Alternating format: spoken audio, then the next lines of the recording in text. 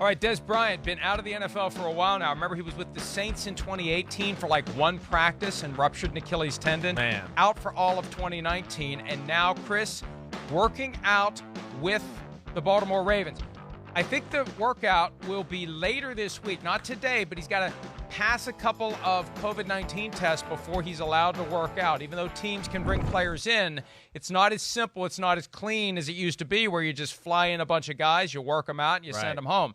They have to pass those tests in advance. You got to presumably put them up at a hotel while they wait for their clearance to actually show up and work out. But as we play some fill-in-the-blanks on this Tuesday edition of PFT Live, Dez Bryant's tryout with the Ravens will be what, Chris? Well, will be interesting, I think, is all I'm going to say there for right now. I mean, there's a lot to, where is Dez Bryant at physically? I mean, that's not an easy injury to overcome, like you talked about, tearing your Achilles tendon. And then, it's been a long time since he played football. So I think he can, impress in the workout and do things like that. I will say this, if he is anywhere near where he was before this injury or anything like that, I do think Baltimore is a great fit for Dez Bryant. I mean, to me, that would be one of those where I'd look at and go, wait, here's a guy that's just starving to play football and be on a team, right? He just wants to be a part of it. He's a guy that, maybe they don't have on their roster right now, a proven commodity, can catch the ball over the middle, be tough that way. I mean, that's where Dez Bryant made his money that way. And then he'll block in the running game and do that. He fits the mantra of the Ravens. So it's all going to be just about where he's at physically and what he's got left in the tank, I think, if he has a legitimate chance of, getting a chance to make the team. Well, I tell you, from my perspective, I look at it and I say this workout is going to be delicate because where's Antonio Brown? You've got Lamar Jackson, Hollywood Brown, who have been pushing and pushing and pushing for Antonio Brown. I almost wonder whether or not Dez Bryant is kind of like the compromise candidate. Like let's change the subject. We're really not comfortable bringing Antonio Brown. We're going to have to wait for him for 8 games. There's unresolved issues with the sexual assault and rape lawsuit in Florida, so he could still be suspended again. How about this, Lamar?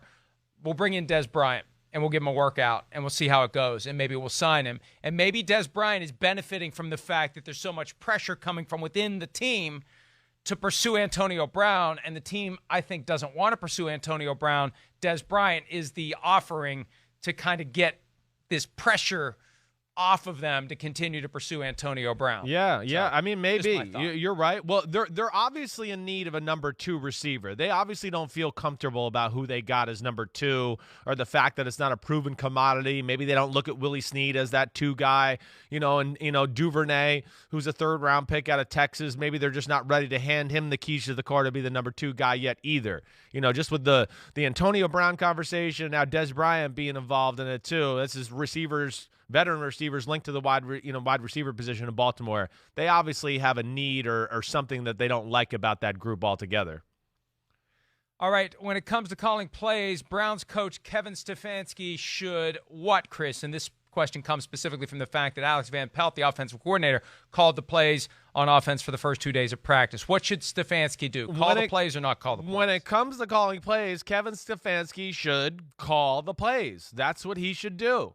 Yes. I mean, that's part of the reason he's there as the head coach of the Cleveland Browns is because, yes, his offensive coordinator calling plays. I know Gary Kubiak got involved in Minnesota too and all those type of things. And the offensive coordinator right there now, Alex Van Pelt, hey, I like him. Certainly, there's a lot to respect. I guess what I just worry about is, hey, this is your first year as a head coach, Kevin Stefanski. Alex Van Pelt's never really been in your system per se, and hasn't seen in which the way you want to devise a game plan, and then how do you want to orchestrate your play calling and sequence it all together and do those things. So I would say at the very least, if I'm Kevin Stefanski, I would start the season off calling plays nonetheless to kind of show that offensive coordinator, hey, this is the way I'd like to do it and play the game through our team and everything like that. This is the ultimate test for a coach who got his job by being an offensive coordinator because that's what got you the job. Exactly. Calling the plays, designing the offense got you the job.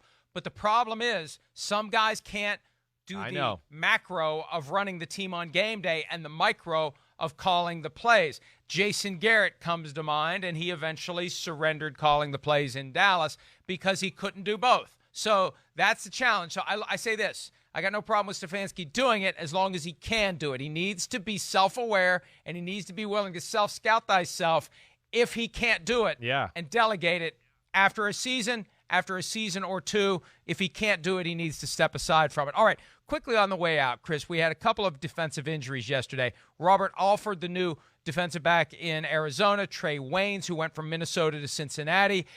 They both are out with injury. Is this a big deal, medium deal, or no impact for those two teams?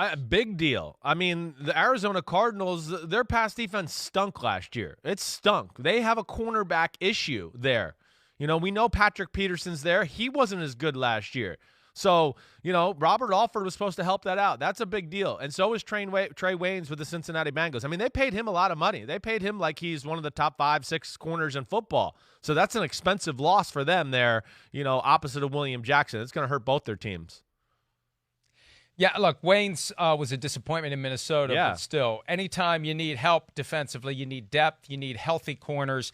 And you went out and signed those guys for a reason, and if you don't have them available, that throws a wrench. You surprised how much money they paid Trey Waynes there in Cincinnati? No, I'm not surprised because the guys who get the market are the guys who get paid. Hi, I'm Mike Tirico, and thanks for watching. Make sure to hit subscribe for the latest news and highlights from NBC Sports.